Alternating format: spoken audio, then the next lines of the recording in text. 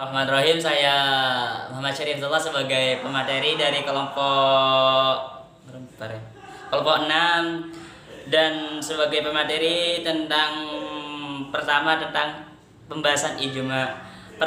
Pengertian ijma. Secara bahasa, ijma berarti sebagai suatu hal yang berupa mengumpulkan berarti berbagai macam perkara yang kemudian memberi hukum atau perkara tersebut serta meyakini hukum tersebut, serta secara umum ijma adalah sebuah kebulatan atau keputusan dari pendapat-pendapat yang berasal dari ahli ulama ijtihad setelah wafatnya Nabi Muhammad SAW serta penggunakan hukum syara. Kehujatan ijma. Hujah artinya argumentasi yang kokoh. Terdapat berbagai dalil yang menjadi dasar ijma. Salah satu Al-Quran surat An-Nisa ayat 59. Rukun ijma.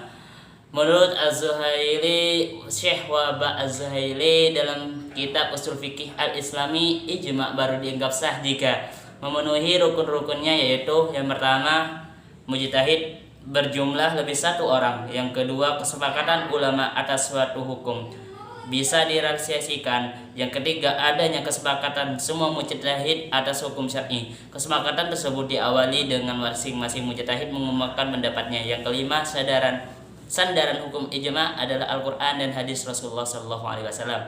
Syarat-syarat ijma: kesepakatan. Yang pertama kesepakatan dari mujtahid, yang kedua kesepakatan dari Nabi Muhammad SAW, yang ketiga setelah Nabi Muhammad wafat, yang keempat para ulama berkesepakatan pada satu pendapat, yang kelima ulama yang sesuai dengan bidangnya, yang keenam memiliki adil. Syarat-syarat ijma: yang pertama kesepakatan dari para mujtahid, yang kedua kesepakatan dari Nabi Muhammad SAW, yang ketiga kesepakatan setelah Rasulullah wafat, yang keempat para ulama berkesempatan pada suatu pendapat, yang kelima ulama yang sesuai dengan bidangnya, yang keenam memiliki adil. Macam-macam ijma. Ijma sukuti, yaitu ketika sebagian dari para mujtahid menyampaikan pendapatnya pada suatu perkara secara terbuka. Yang kedua ijma syar'i, yaitu kesepakatan mujtahid mengenai hukum atas suatu peristiwa. Rukun dan syarat. 1. Aslun, yaitu merupakan hukum pokok yang diambil bersamaan atau sesuatu yang ada nas hukumnya. Syarat-syarat asl. 1. Hukum yang hendak dipindahkan kepada cabang masih ada pada pokok. Kalau sudah tidak ada, misalnya sudah dihapus, mansuh, maka tidak mungkin terdapat perpindahan hukum.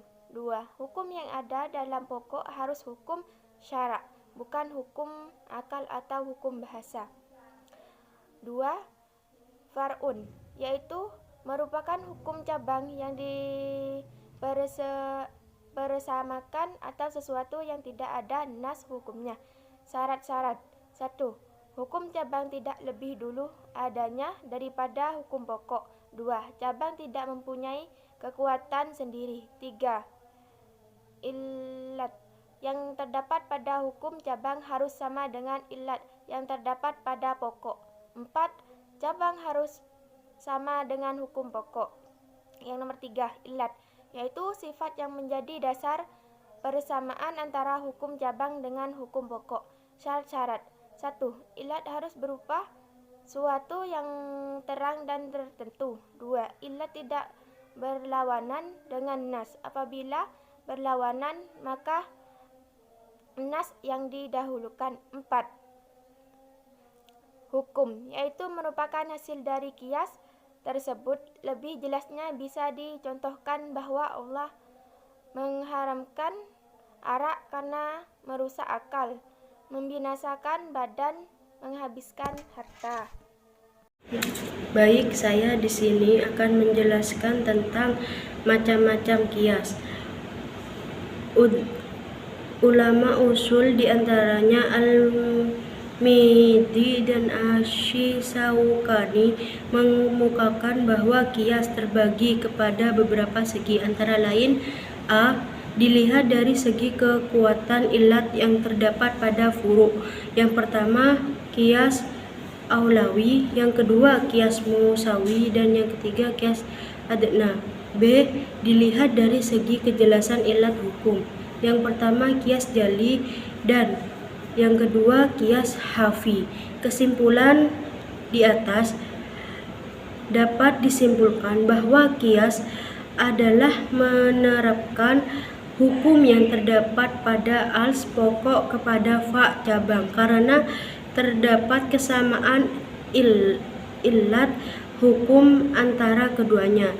Kias sebagai metode penggalian hukum Islam sangat tergantung dengan ilat hukum. Untuk mengetahui ilat hukum dilakukan beberapa cara, yaitu pertama, nas yang menunjukkan ilat hukum, kedua, ijma, dan yang ketiga dengan penelitian ilat hukum itu dapat dalam pembagiannya, yaitu munasib, mutsir, munasib mulaim, munasib mursal, munasib mukha. Meskipun kias sebagai salah satu metode penggalian hukum Islam, tetapi para ulama masih berselisih pendapat dalam kehujahannya. Jumhur ulama menjadikannya hujjah dalam penggalian hukum Islam, sedangkan ulama al-Nazaham, Dawud al-Zahir, Syekh Imamiyah tidak mengakuinya. Sekian, terima kasih presentasi dari kelompok 6. Wassalamualaikum warahmatullahi wabarakatuh.